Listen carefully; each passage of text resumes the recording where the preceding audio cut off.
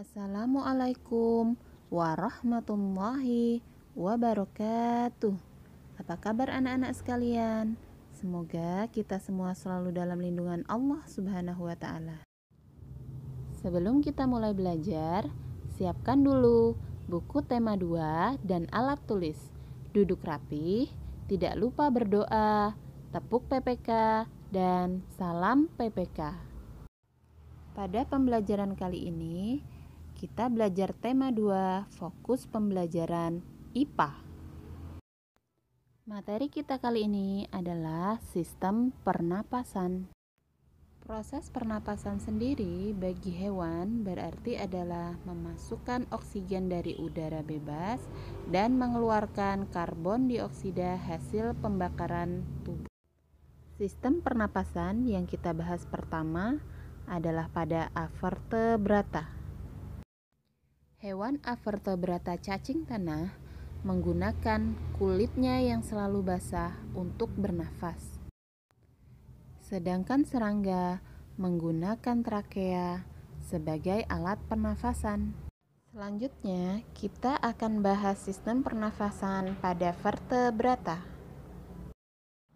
Pada vertebrata berupa ikan, ia memanfaatkan insang yang ada pada bagian kepala untuk menyaring udara yang terlarut di dalam air.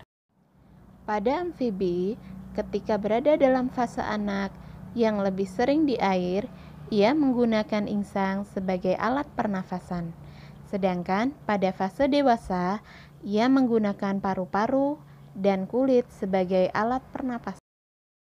Pada reptilia, alat pernafasan utamanya adalah paru-paru.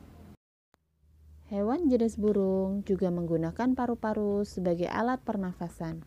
Akan tetapi, ketika berada di udara, ia dibantu dengan kantong udara.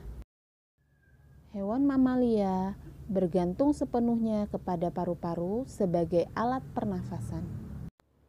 Selanjutnya, kita akan membahas sistem pernapasan pada manusia. Pada manusia, dengan paru-paru sebagai organ pernafasan utama, dibantu oleh beberapa organ lain untuk menjalankan fungsinya. Seperti yang terlihat di gambar, paru-paru dibantu oleh rongga hidung dan mulut untuk memasukkan udara. Kemudian, udara diteruskan melalui laring dan trakea menuju ke bronkiolus hingga ke alveolus. Sistem pernapasan pada manusia dibagi menjadi dua, yaitu sistem pernapasan dada dan sistem pernapasan perut. Pada sistem pernapasan dada, terjadi kontraksi antar tulang rusuk sehingga rongga dada mengembang dan udara dapat masuk. Dan pada saat tulang rusuk relaksasi yang mengakibatkan rongga dada mengempis, udara dapat keluar. Sedangkan pada pernafasan perut, terjadi kontraksi pada diafragma yang mengakibatkan rongga dada mengembang dan udara dapat masuk. Pada saat diafragma mengalami relaksasi, rongga dada mengempis dan udara dapat keluar. Penyakit yang menyerang pada sistem pernafasan diantaranya 1.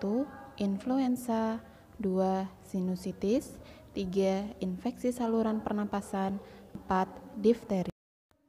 5. Anosmia dan dinosmia, 6. Asma, 7. Pneumonia, 8. Tuberkulosis.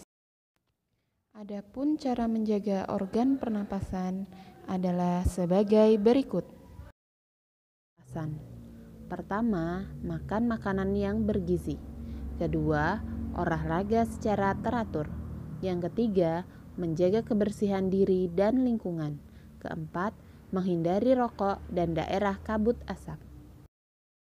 Setelah mempelajari tentang sistem pernafasan, kita menjadi saksi bahwa sungguh Allah Maha Besar yang telah menciptakan sistem pernafasan hewan yang beraneka ragam sesuai dengan kebutuhan hidupnya dan mampu berfungsi dalam keadaan sadar maupun tidak. Sebagai manusia, hendaknya kita senantiasa bersyukur dan selalu menjaga kesehatan organ pernafasan. Demikian pelajaran kita hari ini. Kita akhiri dengan sama-sama membaca hamdalah. Alhamdulillahirabbil alamin.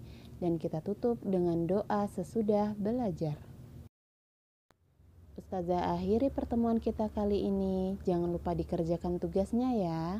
Wassalamualaikum warahmatullahi wabarakatuh.